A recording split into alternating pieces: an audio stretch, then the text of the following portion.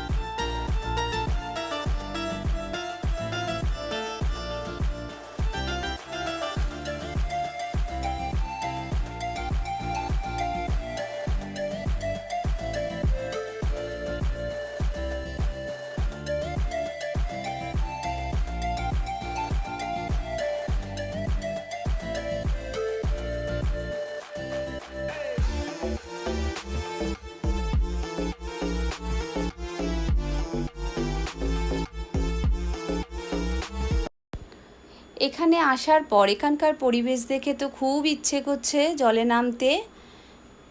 তবে এখানে জামা কাপড় ভাড়াও পাওয়া যায়। যেহেতু বাড়ি থেকে ঠিক করে এসেছি নামবো না, তাই আর জলে নামছি না। তবে আপনাদেরকে যতটা পারবো ঘুরে ঘুরে দেখাবো। এসেছি ঘুরতে এখানে মন ভালো রাখতে, তবে মনটা পড়ে আছে বাড়িতে। কি করছে রেজিডন, যত তাড়াতাড়ি পারবো ফিরে যাব। এখানে আমাদের আবার রাতে আছে ডিনারটা তাড়াতাড়ি করে সেরেই আমরা বেরিয়ে পড়ব।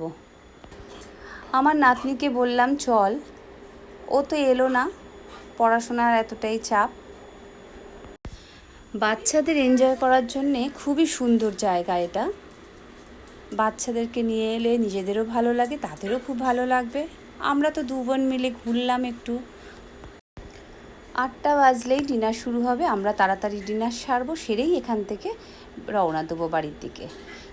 এখানে ডিনার চালু হয়ে গেছে। প্লেট নিয়ে নিয়েছি, দেখুন একটু একটু করে সব রকম নিয়ে নিয়েছি। আমরা এই যে ইভেন্টে এসেছি, এই ইভেন্ট হচ্ছে মারবাড়ি সোসাইটি থেকে অর্গানাইজ করেছে। তাই এখানকার প্রত্যেকটা খাবারই হলো ভেজ। আমাদের ডিনার তো হয়েই গেল। এখন প্রায় বাজে 8:30। আমরা এবার এখান থেকে বেরিয়ে পড়ছি বাড়ির দিকে। দেখুন ভিতরটা কি সুন্দর লাগছে। যদি ভালো লাগে সবাই একটু লাইক করে দেবেন।